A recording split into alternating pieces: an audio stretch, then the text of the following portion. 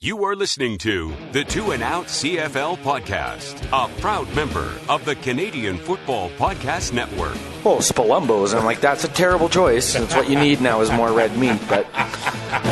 Grab some poutine and a double-double. It's time for the Two and Out CFL podcast. Now they have to kick it out, and they do! Every week, Travis Currah. Does anybody still care about this podcast? And Brazilian Ty. Hunters are people, too. Talk fantasy football, bring you the latest in CFL news, and sprinkle in a little bit of nonsense. Are you kidding? This is unbelievable! Ready, set, hunt! And we are a part of the Alberta Podcast Network, powered by ATB. I'm Travis Currah with Brazilian Ty. We're recording in the same room for the third time. Yeah, I think that's fair. Third. I actually sound better than I thought I would. You know, the amount of yelling that you did last night so that the entire table could hear you was somewhat of a feat. Well, I had to almost go down the lore, the annals of Grey Cup history. With like Brown's catch. The the Banks getting the penalty on the return that didn't need to be 13th man. The 13th man and Strevler tonight. Your performance last night at Spirit of Edmonton, I thought there was no way we'd be recording today. I think the feat is you getting kicked out of Spirit of Edmonton. I didn't know that was possible. Neither did I. I thought you were allowed to puke and rally. I thought that was a thing, but apparently it wasn't. There have been people I've seen sleeping, passed out, whatever, and they lived to fight another day, but not you, my friend. Nope. And I gave my drinks to our buddy Neely, and he just never saw me again. So hopefully he had a good And it wasn't Friday just night. Spirit of Edmonton I got kicked out of. I got kicked out of the whole convention center. That's true.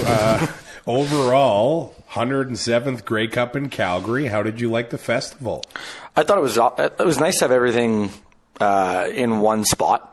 Usually, like we saw in some cities where each team had to go and rent a bar out.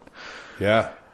We've seen that before, and Spirit of Edmonton is very rarely, if ever, with the rest of the team parties, and don't know what happened, why they played nice with Calgary, or Calgary played nice with them this year, but having them in the convention center was awesome. The only thing I didn't like is that each party was its own individual cover charge instead of just selling a day pass. Yeah, that would be way better. They did it in Regina in 2013, and if this is the way things are going to be going forward, I would like to see that weekend pass. Well, we went to Touchdown, Manitoba on the Friday. Yeah. This is where the whole debacle started, drinking doubles at noon. And then I went with a couple people, and we just put a scarf around my head, and they led me through the girls' bathroom to the Atlantic Schooners party. So we didn't have to pay a cover. By Saturday night, people had that figured out. Yeah, and security just gave up. There was an open tunnel between the Lions Den and Spirit of Edmonton on Saturday. Yeah. And I don't really think there were many, maybe I'm crazy here, but there were many capacity problems with, 5-hour lines or anything like that. We'll see if that happens in Regina next year. I mean, Ryderville will be a gong show as usual. The fact that they were in the game in 13 I think that made a huge difference. Contributed to that, but I don't think there were any capacity issues. But that's not to say things weren't well attended. They were. Yeah. The city of Calgary, I mean, these festivals, they don't go off like this if the locals don't support them. The 10-degree Saturday definitely helped. We didn't take a jacket with us. Yeah, the locals were really behind this thing. So props to Calgarians for being really hospitable, other than the ones at the game. Yeah. But we'll get to that. well, we're not going to paint everybody with the same brush. But Two and Out Live went on Thursday, and that was just so much fun. Some people saying your mom was the best guest in podcast history. Not only CFL podcast history, but just podcast history. And everybody and their dog has a podcast, so that's saying something. I could think of, a couple that were better. I guess what really blew my mind is how prepared. She had 4 pages of notes. Yeah. Handwritten. God forbid she buy a printer. So that was a lot of fun. Thank you if you came out. to check that out. But we were able to donate $700 to Wellspring Calgary. The CFL Fans Fight Cancer event went on Saturday at Melrose Cafe on the Stampede grounds. And talk about well-attended. We couldn't even get a table. No. So we made our donation and went to the Grey Cup Food Hall, and that really got us through Saturday. Well, I mean, we sat there for 3 hours. We were able to watch the Vanier Cup, got some vegetables from Subway. Well, my vegetables were pickles. Yeah, like, Spalumbos. And I'm like, that's a terrible choice. That's what you need now is more red meat. But I made it through this weekend, and the game came. And we'll get to that game right away here. You know what? I thought we would have another day like Saturday. It really cooled down. Mm-hmm. I really was not prepared for it. So this cold, I'm sure tomorrow it'll be full-on man cold, and I won't even be able to tie my shoes. So I'll need help with that, Ty. That's not my position. Like, that has nothing to do with me. Your wife is here. Okay, yes, she is here. We should mention that we're in the Airbnb, and pizza is on the way. So it's been a while. I don't know if she's actually ordered it. Yeah, I think she lied. She's wearing noise-canceling headphones, so she can't hear us. Yeah. Oh, she can hear us. Never mind. So we'll see if we get interrupted by pizza soon, because it's always good to be interrupted by pizza. Let's talk about the game that went down at McMahon Stadium. We didn't really talk about our strategy going into this stadium, but it was clear we get to our seat an hour and a half before the game and do not leave. Yeah, because that place is a hole. Hey, the bathroom we found seemed new. One new thing.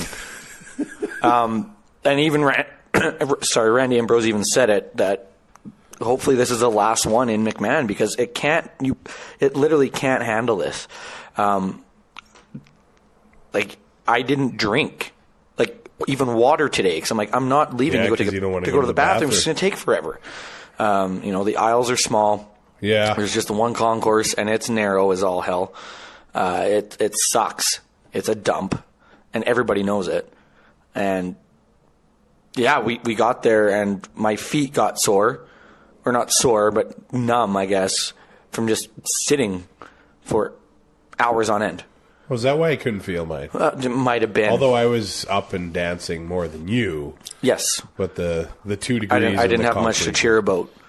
Yeah. So there was that. So it's not only the game itself, but it was your Bet 365 account. Yes. That prevented you from cheering. Yes. Okay. Bombers win 33-12. You could have said that, yeah, I think the Bombers are going to win this.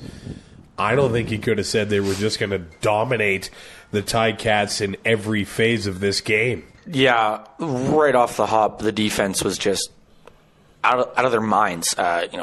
Jefferson and Drake Nevis doing everything they could. And then as the game went on, when Jackson Jeffcoat starts making plays, that defense is on a roll. Like, Jefferson won Most Outstanding Defensive Player on Thursday, and I think just about every award that we, surveyed the crowd with at 2 and Out Live ended up being right, actually. But Jefferson, and people are arguing whether it would be him or Charleston Hughes, but both players kind of faded down the last third of the season. But Jefferson showed up here. It was evident from the start that they were ready to go, and the Tiger Cats' offensive line played some of the worst football I've ever seen. Well, the Ticats... And didn't make any adjustments. Just like the Stampeders chose to play, well, I don't know if they chose it, but ended up having their worst game of the season against the Bombers in the playoffs. The Ticats just happen to have their worst game of the season in the Grey Cup. Mm-hmm. And that's the thing. It's such a crapshoot when it's a one-game championship. It's really hard for the best team to win that because it's one day. You see it in hockey, the best team usually wins. It's a 7-game series. It takes a lot of variables out. The one variable we didn't have this year was the field conditions. The Bombers, when Jefferson, like the first series, I think it was pretty evident that Jefferson was taking this game over, and they were leaving Ben's Island an island. Oh, yeah. And he was getting embarrassed. It was just a rough game from the Ticats O-line that has been a source of strength this season. Some kind of saying that this is maybe one of the strongest offensive lines in the CFL. The pizza is here. There is a God. So make sure you chew with your mouth closed, Ty. I wasn't even going to chew. I was just going to... So enjoy that. But yeah, that offensive line for the Ticats has been a strength. Yeah. And crumbled here. 6 sacks. Ooh. For 57 yards. 5 of those on first down. So, starting me on the 8 ball like that, not a recipe for success. And I know Dane Evans was getting upset, and it looked like he was mad at himself for a lot of those sacks. But I'm laying those sacks. There wasn't a lot of sacks that were him holding onto the ball. Him holding onto the ball. It was because the O-line sucked, and I'm sorry, but they were awful in pass protection. Well, yeah, because that was where the Ticats were able to succeed here, was running the ball, and nobody has been able to do that against them this year. Tyrell Sutton had over almost 8 yards a carry. Yeah, and them as a team averaged 6.7. And, I mean, to put up 6.7 yards per carry is really good. I mean, Winnipeg put up 6.6 with Andrew Harris. But, when you talk about Hamilton, you don't talk about a strong running game. No. But at the same time, they didn't have a choice because Winnipeg's D-line, they could just send 4 and drop everybody back into coverage, and then Banks gets hurt after going 6 of 7. Addison kind of is a non-factor. Mike Jones makes the drop. At the goal line, catch is made, that's a totally different game. Yeah. Anthony Coombs only gets 1 target. Like, they were... I think it all stemmed from the offensive line play, because it was so bad that it's really hard to get going. But it was not a good outing. Well, yeah, the first drive of the game, it ends in a Ticats interception, and then the second one is a fumble. But I think the deciding factor here was the Ticats were stopped twice on 3rd and 1. And they were perfect up until this point, and not even close. Yeah, they went nowhere. Yeah, the whole O line got submarined, and like if the defensive line is gonna get that low, good luck. They turned the ball over technically 7 times. 3 of them were on down, so they don't count those as turnovers. But two picks, 2 fumbles. Those fumbles were strip sacks. Oh yeah. Yeah. So, and I mean, yeah, Winnipeg turned the ball over on downs at the end of the game on purpose. Yeah, they did. Because they didn't care anymore. They're just like, whatever. And Strevler's limping out there like a horse in the backstretch of the Stampede. Like, it was just so. This is, and I said it. This is probably the best team I've ever seen playing the CFL right now. 15-3. They literally could have done anything they wanted during the year, and they came out and laid an absolute egg in this one. Okay, let's just take a break here and come back, talk the rest of this game. This episode of Tune Out is brought to you by the TELUS World of Science Edmonton, home of the Canadian debut of Marvel Universe of Superheroes. The exhibition runs until February 17th in Edmonton. It's got more than 300 artifacts, costumes, props, and interactive elements to bring the Marvel Universe to life. Learn the story of Marvel and its influence on visual culture. Buy your tickets today. TELUS World of Science Edmonton.ca. And if you're coming from out of town, there is a hotel deal on the website. It's the only place in Canada right now where you can see this exhibition. Visit TELUS World of Science Edmonton.ca.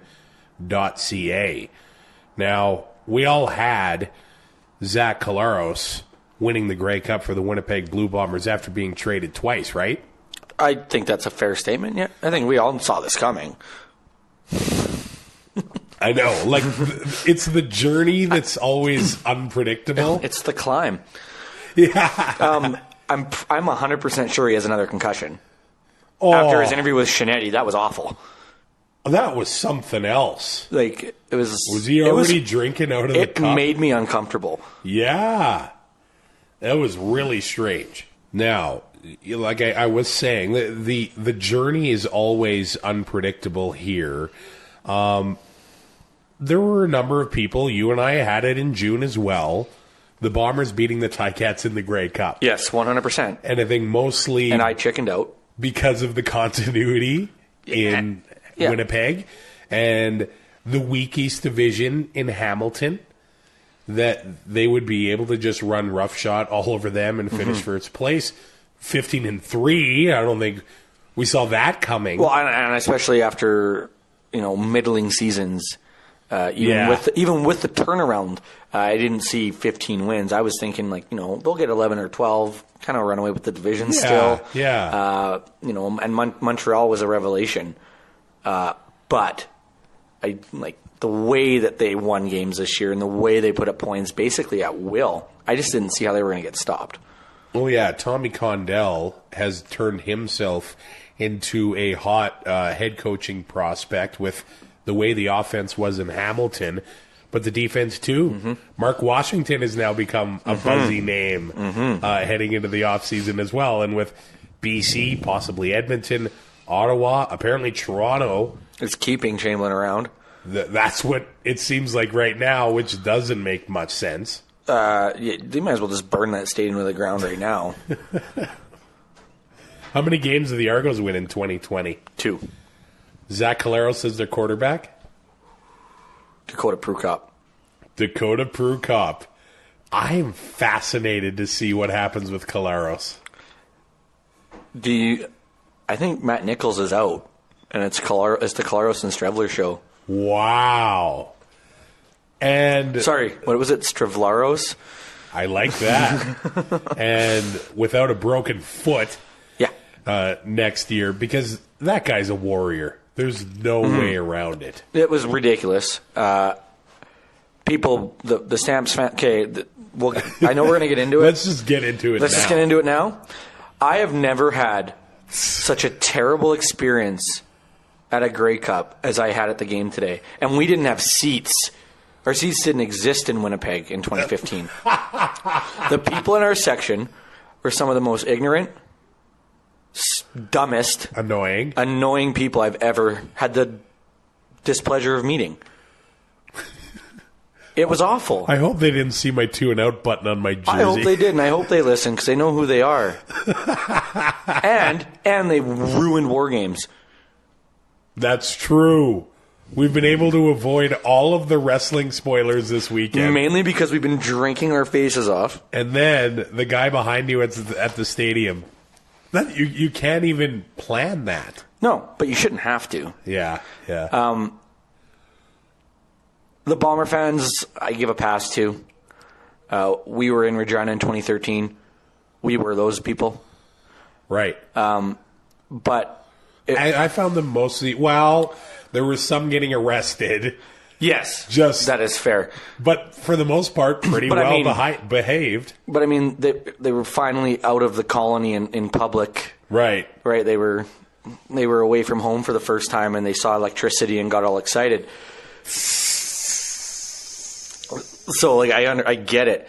But the guys behind us were Stamps fans and seemed to have no clue. They were yelling, why is Strevler still in this? Because they've done it all year. He's played the last 3 months with a broken foot. Yeah, he's limping, but is he getting the job done? A broken foot's not going to end your career. No. There's no more games after this. Yeah, he's got lots of time to recover. Just shut up. Yeah. And if I hear more people bitch about Andre Proulx and have no reason for it other than the fact that he's French... I'm gonna start punching people in the face because I'm just so tired of it. He had a beauty game. They had no really big missed calls. No. They set the precedent early with the unnecessary roughness call on Willie Jefferson. Yeah. I like them calling it a touchdown. Let the command center take the look. Right. I think that's the way we should be doing it, and the same with turnovers, unless it's pretty clear that Evan's arm was coming forward anyway. And they didn't blow the whistle on that, so stuff like that. Only 5 accepted penalties. No big misses, no challenges. And Andre Prue's crew keeps the pace of the game going. That's what I found. It was just over 3 hours, 3 hours and 7 minutes. Not the quickest game we've ever witnessed, but there wasn't a lot of drawn out stuff. No. And the only problem people have with Andre Prue is that he's French and he says "turd down." That is literally the only reason that people don't like him. You bring up the penalties. That, to me, shows the discipline with a Mike O'Shea team that he's been able to put together in this playoff run, where they've forced over, double-digit turnovers and didn't commit one in the playoffs? The Bombers won their 3 games by a combined score of 88-35 or 36 or something like that. Did not turn the ball over. First third-place team to do it since 2005. This is a run we're never going to see this again. And I say that knowing that it could full well happen, but it's one of those things where this is, Gretzky's 50 and 39. Right? It's just so rare for a team to be this dominant. It was a special team, and yes. it's cool to see. That was it. Team. The operative word. Balanced from top to bottom.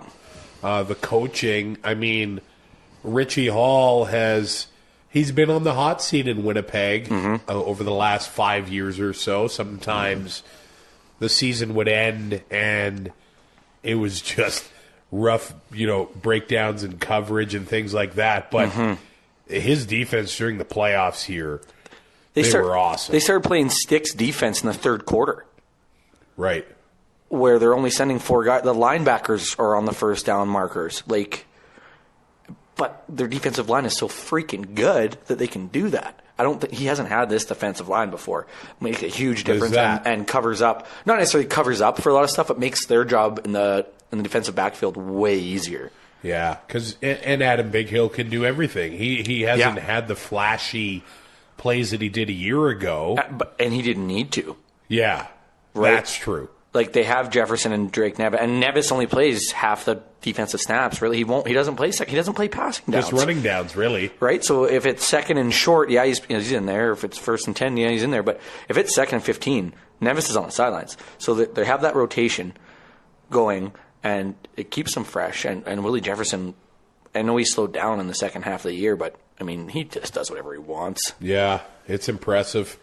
It's really cool to see Manitoba boys bring the Grey Cup to Manitoba for the first time since 1990. And Steve Simmons came out with an article Grey Cup week saying that Andrew Harris should not be allowed to play. Yeah, Steve Simmons is because that's what baseball does, so we should just do that. Steve, there's this thing called the CBA. Maybe you should read it. Can't just throw that away. No, he's an agenda. He's literally just looking for clicks, which I get. But right. I don't understand how him and Terry Jones still have jobs because they are not good at them. Harris. Am I saying anything that's wrong?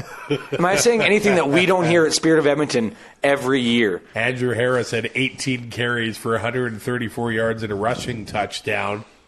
Then had 5 catches for 35 yards, and that 18-yard touchdown he had, that was wide receiver material. That was unreal. And we had everybody had Chris Trevor throwing. I know. The touchdown, right? I know. The first passing touchdown in the Grey Cup is thrown by Chris Streveler, where everyone said that, nah, he can't throw.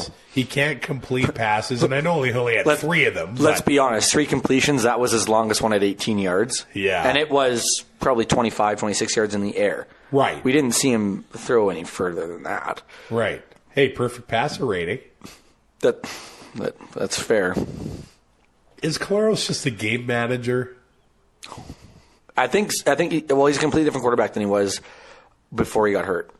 He was going to win MLP that year. Yes. Right? Yes. He's a completely different player now. He could run then, or he was mobile. Now, he was a little more mobile. Yeah. And I think any quarterback can succeed in Winnipeg because of the system. And I think that's what a lot of it is. You know what? That's why I wonder... Does it make him a game manager? It probably makes him a game manager more than he just is already a game manager. The system. It's the system that he's in that, just lends itself to that. But we didn't really see this from him in Saskatchewan last year. No, we saw him just make stupid decisions and throw picks on screens. Like, just completely different guy. And I don't know if he would have looked like this if he didn't get hurt the third play into the season. Yeah. But he sure did when he, played the last few games for the Bombers. And if the Bombers don't make that trade with Toronto, they don't win the Grey Cup. I don't think so. Because now you're relying on Sean McGuire because of Streveler's broken foot. Because there's no way Streveler takes every snap. He couldn't. I mean, it was admiring to see what he did do, but he wasn't going to play the whole game. No, and it's going to be it's going to be another one of those when they do the engraved on a nation for this year. Yeah, for this team, that's going to be it's going to be a huge part of that story, and it's gonna be Grey Cup. Like, it's going to be one of the performances that we're always going to talk about. Is Dane Evans still going to be? I think their guy. I think just because of the salary cap, I think it's the better option, mainly because you can add pieces. I think he won 10 of his 12 games. Yeah, so. He can obviously play in this league. And we had this discussion about Fajardo, just not knowing if he's the franchise guy right now. Yeah, need a bit more of a sample size. Make sure that injuries and stuff like that don't. Because that is a part, is longevity and durability. Yeah. So, we could see a little bit more from Dane Evans before we make that proclamation. But I think if they want, they could get a pretty hefty return if they were to trade Jeremiah Masoli. And, they're going to save all that money on the salary cap to add other pieces. I do feel for guys like Brandon Banks. Yeah. Who... Oh, what a year. The MOP. He had 6 catches for 72 yards before leaving the game. He got hurt twice. He did. He had an upper body, and then I don't know. I couldn't really tell what happened right when he got hurt for the second time. But once he started walking, you could just tell by the way he was walking that there was no way he was coming back. Yeah. And after that, the Cats tried to run the ball. And they did have some success from it, but when the score starts, and then the clock keeps ticking, the running game just wasn't going to get them back into this game. So it was just dominance, top to bottom, from the Winnipeg Blue Bombers. The MVP of the Grey Cup, the most outstanding Canadian, was Andrew Harris, sending that out to his haters for the first time ever that we've had most outstanding Canadian and the Grey Cup. Almost 50 MOP. years. 1971. Russ Jackson won most outstanding player of the Grey Cup in 1969, and he would have got it. Yeah. So, if you want to put an asterisk, whatever. But there probably should be an asterisk next to this record anyways. Wookin Pa Nub. Wookin Pa Nub in all the wrong places. But, whoa. The performance that he put on today, and I had a feeling when we woke up this morning, I didn't feel good about my bets. I did not feel good about my pick because the way that Andrew Harris played in the semifinal, in the West Semi and the West Final, he has played pissed off with a chip on his shoulder. And I'm like, he's not going to get stopped tonight. There's the Calgary Sirens in the background. Yeah, you can pretty much set your clock to it. And he abused. He made the second level. Oh yeah. Of the Ticats defense look like they were playing Pop Warner. Yeah. It was almost not fair at his times. First rushing touchdown, I basically said in my head, I didn't say it out loud because I didn't want to believe it, but the game was over. Yeah. And, Winnipeg will give you field goals all day. Yeah. Because they're going to play that game too because they have the best kicker in the league. So What did they have to lose at that point? And the time of possession game, the Bombers had it for more than 10 minutes. 10 minutes more. Yeah. It was just dominance from top to bottom, and our boy, Kenny the King Lawler, is the leading receiver for the Bombers, 3 catches for 52 yards. Henry Burris called him Kenny the King. Both of us pointed at the TV, almost crapped ourselves, and then you made sure to tweet out that it was you that came up with it. Now it's taking off. And that everybody needs to recognize. Is he going to have a crown? And he'll have one at the parade. Jefferson will have the belt. Yeah. But Lawler should have the crown at the parade. 100% he will. There's no way that somebody doesn't give him one. Even if it's just a Burger King one. Okay. What did you think about Keith Urban? I had 0 complaints. Yeah. I didn't like the fact... Okay, so I lied. It's made for TV, yeah. Okay, no, that I get, whatever. Yeah. I think it's... you have a cable cam, use it. Let's put it in the round. Let's figure this out. Yeah. When he played Blue Ain't Your Color, I'm like, okay, I get it. Played a lot of newer stuff. Just kind of takes the air out a little bit. But I mean, the last 2 sound like he picked it up. Yeah. But I didn't expect him to play as much of it as he did. It will never live up to Headley. Nothing will ever live up to Headley. Because of the snowmobiles. The snowmobiles. I'm like, why do they have snow? Oh, my God. It's tough to beat the dog sled, too. Yeah, but Shania Twain doesn't sing like Shania Twain used to. Okay. And I couldn't handle that. Her outfit was great, though. The parts that were missing.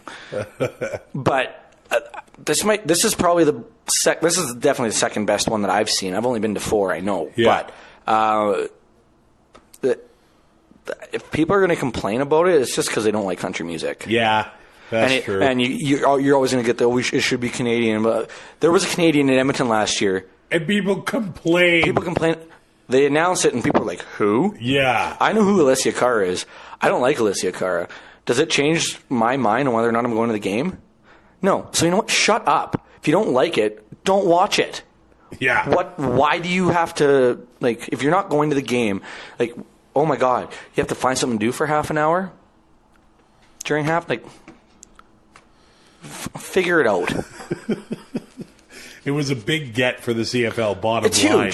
It's huge. Like, it's up there with Black Eyed Peas in BC in, was that 05? Yeah, I think something like that. They were huge then. They were on top of the world, and they put on one of the worst CFL halftimes I've ever watched, but people still loved it. I'm like, you guys are the problem. Yeah. You just, I just hate people. We might have to just shut this thing down. I'm not saying you people. Oh!